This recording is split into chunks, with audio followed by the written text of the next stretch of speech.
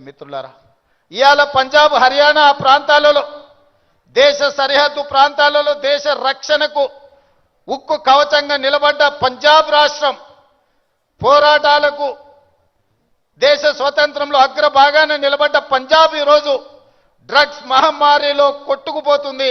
ఇవాళ పంజాబ్ రాష్ట్రం నిర్వీర్యమైంది.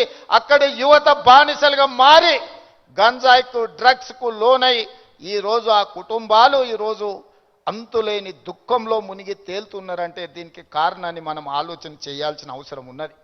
ఇవాళ ఒకనాడు యుద్ధం అంటేనే పంజాబీ వీరులు యుద్ధంలో ముందు బాగానే నిలబడి దేశాన్ని గెలిపించిన వాళ్ళు. ఈరోజు మరి అలాంటి వీరులున్న పంజాబ్ రాష్ట్రం నిర్వీర్యం అయిపోయి అక్కడ యువత గంజాయి డ్రగ్స్కి బానిసలు అవుతున్నారు అని అంటే ఇది ఎంత వేగంగా మనల్ని కబలిస్తుందో ఒక్కసారి ఆలోచన చేయండి. అందుకే డిసెంబర్ 7, 2023 నాడు బాధ్యత చేపట్టిన తర్వాత ఉన్నతాధికారులను మా మంత్రివర్గ సహచరులను సమీక్షకు పిలిచి స్పష్టమైన ఆదేశాలు ఇచ్చిన. ఈ రాష్ట్ర సరిహద్దుల్లో ఎవరైనా కాలు పెట్టాలి అని అంటే 100 సార్లు ఆలోచన చెయ్యాలి. ఈ ప్రాంతంలో అడుగు పెడితే తిరిగి పోము. అది గంజాయి అయినా అది డ్రగ్స్ అయినా ఇంకే రకమైన మాదక ద్రవ్యాలు తెలంగాణ సరిహద్దులను దాటనివ్వద్దు. అవసరమైతే సరిహద్దులు దాటి వాళ్ళ వెన్ను విర్చాలి అని చెప్పి ఈరోజు నేను మా అధికారులకు ఆదేశాలు ఇచ్చిన.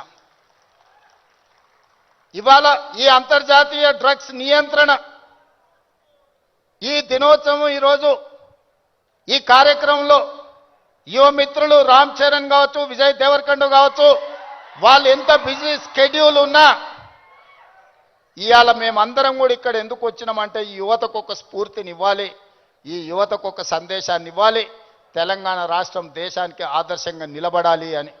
అదేవిధంగా మిత్రులారా, ఈరోజు తెలంగాణ రాష్ట్రం అంటే ఒక ఐటీ హబ్, ఈరోజు తెలంగాణ రాష్ట్రం అంటే ఒక ఫార్మా హబ్, ఈరోజు ఈ తెలంగాణ రాష్ట్రం మీరందరూ మనమందరం ఉండంగా ఇది ఒక గంజాయికో డ్రగ్స్కో హబ్గా మారితే మనందరము ఈరోజు విఫలమైనట్టే, తెలంగాణ రాష్ట్రానికి అన్యాయం చేసిన వాళ్ళం అవుతాం. అందుకే ఈరోజు ఏ పాలసీ లేని తెలంగాణ రాష్ట్రానికి స్పోర్ట్స్ పాలసీని తీసుకొచ్చినాం. యువతను సరైన మార్గంలో పెట్టాలి, వాళ్ళకు అవకాశాలు కల్పించాలి, వాళ్ళని అభివృద్ధి పదం వైపు నడిపించాలి. అందుకే నూతన విధానం ద్వారా యంగ్ ఇండియా స్కిల్స్ యూనివర్సిటీని తీసుకొచ్చినాం. ఈరోజు ప్రతి సంవత్సరం 1,10,000 మంది ఇంజనీరింగ్ విద్యార్థులు గ్రాడ్యుయేట్స్ అవుతుంటే 1,10,000 మందికి ఇంజనీరింగ్ పట్టాలు ఇస్తున్నాం. కానీ వాళ్ళకి సరైన సాంకేతిక పరిజ్ఞానాన్ని సరైన అనుభవాన్ని మనం అందించలేకపోతున్నాం. అందుకే ఒక పక్కన డిమాండ్ ఉంది, ఇంకొక పక్కన సప్లై ఉంది. కానీ డిమాండ్ సప్లై మధ్యలో there is an gap between demand and supply.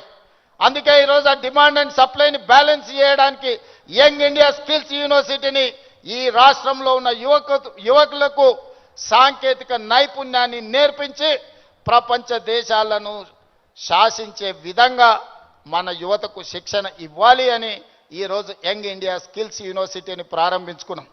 అదేవిధంగా ఒలింపిక్స్ చూసిన తర్వాత నేను కొన్ని దేశాలు వెళ్ళొచ్చిన.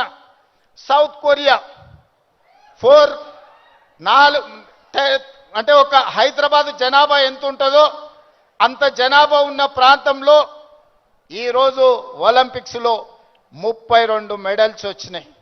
32 గోల్డ్ మెడల్స్లో ఒకే ఒక సౌత్ కొరియన్ స్పోర్ట్స్ యూనివర్సిటీ అని ఒక 30 ఎకరాలలో ఉన్న యూనివర్సిటీలో 16 గోల్డ్ మెడల్స్ వచ్చినాయి. 16 గోల్డ్ మెడల్స్లో ఒక అమ్మాయికి 3 గోల్డ్ మెడల్స్ ఒలింపిక్స్లో సాధించింది. సౌత్ కొరియాలో ఒక అమ్మాయి 3 గోల్డ్ మెడల్స్ సాధిస్తే 140 కోట్ల జనాభా ఉన్న భారతదేశం ఒక గోల్డ్ మెడల్ సాధించలేదంటే ఆ దేశంలో ఉన్న ఒక అమ్మాయితో 140 కోట్ల మంది మనం పోటీ పడలేకపోతున్నాము అని అంటే ఇది ఆలోచన చెయ్యాలి. అందుకే ఈరోజు వీటన్నిటిని చూసినాం. ఆస్ట్రేలియన్ యూనివర్సిటీ, సౌత్ కొరియన్ యూనివర్సిటీలతోని ఒప్పందాలు చేసి అక్కడి నుంచి కోచ్లను అక్కడి నుంచి నిపుణులను రప్పించి తెలంగాణను ఒక స్పోర్ట్స్ హబ్గా తీర్చిదిద్దాలి అని యంగ్ ఇండియా స్పోర్ట్స్ యూనివర్సిటీని ఈ మధ్యనే మనం పాలసీని అడాప్ట్ చేసుకున్నాం.